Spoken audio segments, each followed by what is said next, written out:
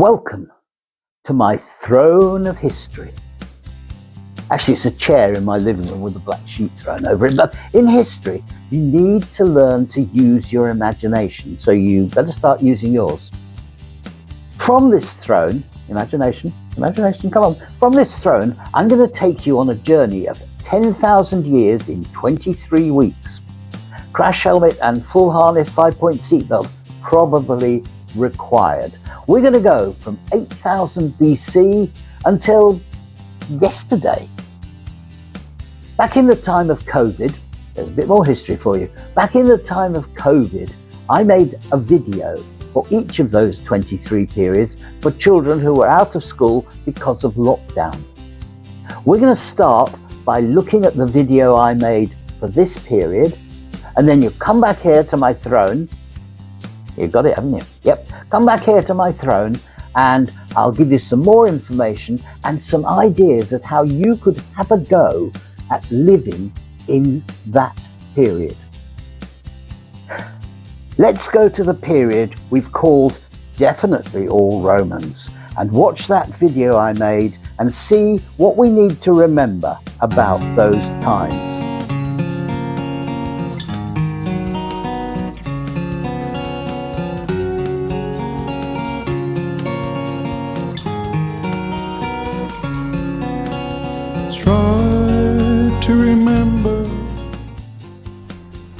Yep, it's another 200 years, but this time it's definitely all the Romans.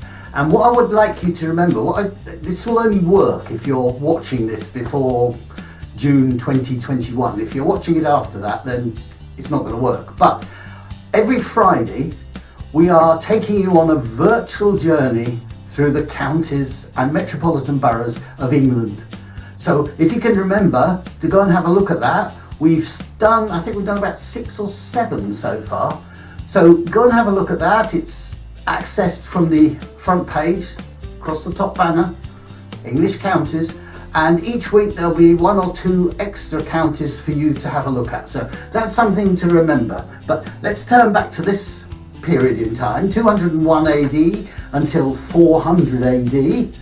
Definitely all the Romans. The whole of that time, Britain was under Roman rule. And there weren't that many changes really. They divided England into 2 parts. Then they divided it into 4 parts. Christianity came along and then went away and then came back again. Yes, I know, it gets very confusing.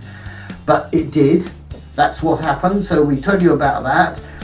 The Roman Empire itself was actually split in 2 and then came back to being 1 again. The emperor at the time was a guy called Constantine, and he became the sole Roman emperor while he was actually in York. His father died and he was selected as the new emperor while he was in York. So we tell you a little bit about London growing and becoming the capital of England. And then, in the Hoots section, yes. The Hoots, we look at villas. The wealthy Romans and the wealthy Romana Britons, who were Britons who had virtually taken on the Roman way of life and would be administrators within their particular area of England. They were living then in big villas, and one of the things about the villas is that they would normally have a mosaic on the floor or hanging on the wall even, and we tell you a little bit about that. We tell you about the clothes, we tell you a little bit about the toga and who could wear a toga and what colour it could be. Ladies were very into jewellery and having their hair done. They even had ways of curling their hair, and we tell you about that. Food stayed the same as it was, but the Romans loved banquets. Oh, did they love banquets. Were they greedy? Well, not really. They're just like doing nothing, just lying around. And it was lying around. They used to lie down to eat on couches. and servants would bring in each course, lay it on the table in front of them, they'd eat it. But we tell you all about that on the website in the Hoots section. We tell you also about daily life. To be honest, if you were a servant in a wealthy villa in Roman time, life was not that bad. Yes, there were bad bosses, as there always are, but if you had a nice boss, then your life was pretty good compared to the life of the peasant. And we tell you about that on the daily life. And in culture, we talk about other ways that the Romans and the Britons at the time entertained themselves. There were plays, there were theatres. That's right, you read your Hoots, don't you? Yes, in the play, it sometimes depended what colour wig you were wearing as to what part you were playing. But they also had the gladiators fighting in arenas and chariot races. Bit like Formula One. Round and round in circles and somebody wins. But they did have walls at the side, so they did have to use the actual part of the track that was a track. And finally, we've got a story which tells you about a little girl called Vittoria and how she wanted to be like her brother and go out and fight and hunt, but she couldn't. She had to go and help her mother make the food for a feast. So, there we are. That's the end of the Romans. In 10 years' time, after 400 AD, they'll all be gone. No more Romans.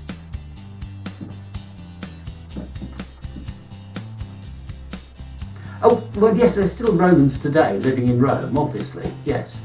But they went away from England, Britain, whatever you like to call us. So the next time we talk, it will be something totally different. Wait and see. We'll see you then. Bye. Welcome back to my throne of history. And time for another have a go. In fact, 2 have a goes this week. Last week, we looked at when the Romans first arrived, and I made a rather successful, I thought, Roman dessert, and not very successful mosaic. If you've tried to do one, I do hope you've done a lot better than me. This time, covering the period from 201 AD to 400 AD, we're going to look at something that the Romans might have worn. I'm going to show you how you could dress yourself up in a toga, just using a sheet, and in my case a granddaughter, but you can probably do your own if you've got some help. And the other thing I'm going to show you how to make is something called a bulla. Now, a bulla is basically just a little pouch that was given to all boys and some girls, and it would have contained a coin or a lucky charm. And the idea was that you wore it on your person and it protected you from harm.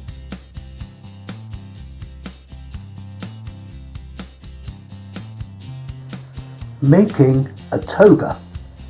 And what you'll need is a single sheet, which you will then fold in half. So it's the same length, but only half of the width. Then you can begin to make your toga. First things to do is you'll need help for this, so get your sheet and take one corner of the long end and put it over one shoulder. Grandchild helps.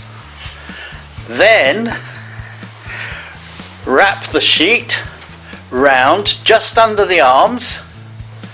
You should find you've got 2, one each side. Most people have. Then once you've wrapped it round, it depends how big your grandchild is or the child that you are using. You don't have to use a grandchild, you can use somebody else's child if you want, I don't mind. Just make sure you give them back afterwards. Then take the 2 corners that have come round and tie them together over that shoulder.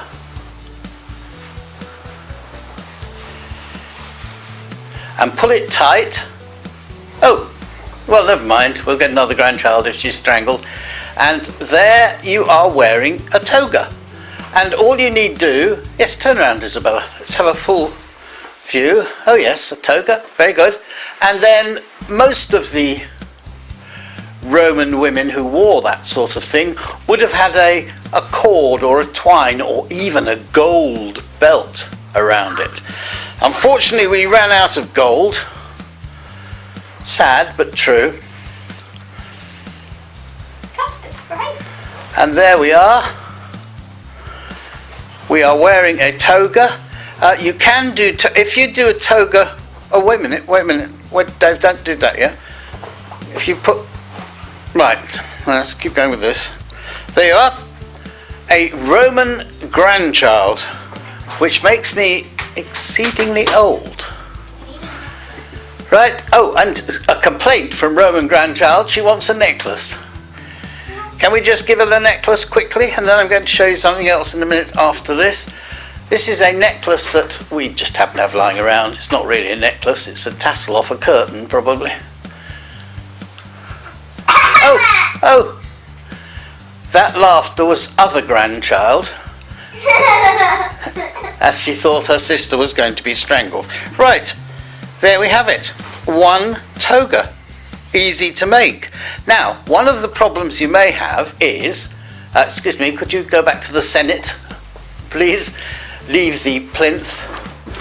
And here is grandchild number 2, who is dressed in a toga, but she is very small. She is very small. Oh, hang on. So, the problem there is the toga is too long. And what do you do then? You fold it up. There is yet another grandchild suitably decked out. She will now revolve. Turn around. Come back. Hello, how are you? And I believe she might also... Let's go a bit closer here and look at that necklace. So we're going to zoom in on the necklace. There you see the model displaying the necklace there, waving it around. Here is granddaughter, ready to have her meals served in the customary Roman eating meal position. She has got her slippers on, which I think is slightly un-Roman. Is it not, Isabella? Yes, thank you. Not Roman slippers at all. They're red and gold. It's got what on them? Roman numerals, isn't it? Has it? What's it got on them? That's B. The Romans Red didn't. and gold. Red and gold, well yes, okay. It's a good job you haven't got a purple toga, because only the emperor was allowed to wear purple. So if you were wearing purple, and for a fact I know you're not the emperor, that's prison for you. So here we go, making a bula. To start with, you'll need some material, a pen, and some string, and something which you can draw around that has about a 20 centimeter diameter.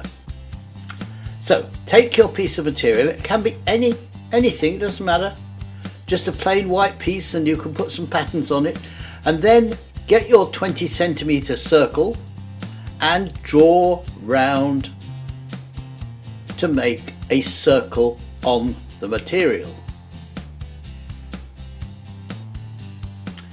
So you've done that. The next thing you have to do is cut the circle out.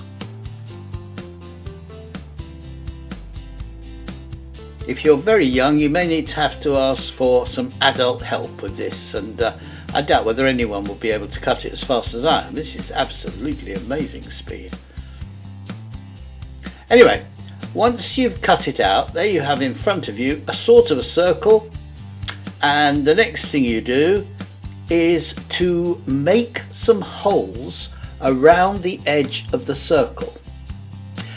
Don't make the holes too close to the edge, and you can use a sharp implement like a pair of scissors, and again ask for adult supervision, and make an odd number of holes. So 3, 5, 7, or 3 is probably not enough, but 7, 5, 9. Right, once you've done that, get your string. There you are, I'm just counting the holes for you. 7. Get your string, or one end of your piece of string, and start threading it through the holes. So you thread it through the first hole. Here we go. Come on, there you come. Yeah, well done. And then back through the next hole. May have to just sort of make sure the string is sorted at the end there. And eventually you will have gone all the way around through all the holes. So cut off the string so you've just got the bits that are through your piece of material, and then take the two ends and tie them together and watch what happens as you tighten it up. Look, magic! You have made your purse, your bula, into which some friendly relative will put some lucky charm to protect you while you're a young child, while you're growing up. And then once you've done that, tie the other two ends together and you can tie it onto your waistband. There you are. Oh, all done. So, you have now made your own bula, and maybe you decide to put a coin into it. Why not cut out a circular piece of cardboard, cover it in tin foil, draw a little pattern on the edge, and pretend you put your own coin, your own currency into your bula to keep you safe. And of course, you can now wear a toga. In fact, you're almost completely Roman. See you next week for the Angles and the Saxons, because the Romans will have left us. That's it, no more Romans. Except... Any more wall building going on? What, you mean like Hadrian's Wall? Yeah. The one that one runs across the top of England, doesn't it? Well, you say England, but the Romans called it Britannia. So it was to keep the Scots out. Well, the Romans called that part of the country Hibernia, and the people who lived there were the Picts. Oh, so where were the Scots? And the Scots were in Ireland. Ireland? Oh, I give up. I thought these Romans were clever. So the English in Britannia. Yep. The Picts in Scotland. Yep. And the Scots are in Ireland. That's right. Please tell me that the Welsh are in Wales. Well, the Romans actually called it Britannia Prima. or Cambrai. Oh. They weren't very good at place names, were they? They thought they were, I think. No wonder nobody speaks Latin anymore. Yeah, that's fine, you've got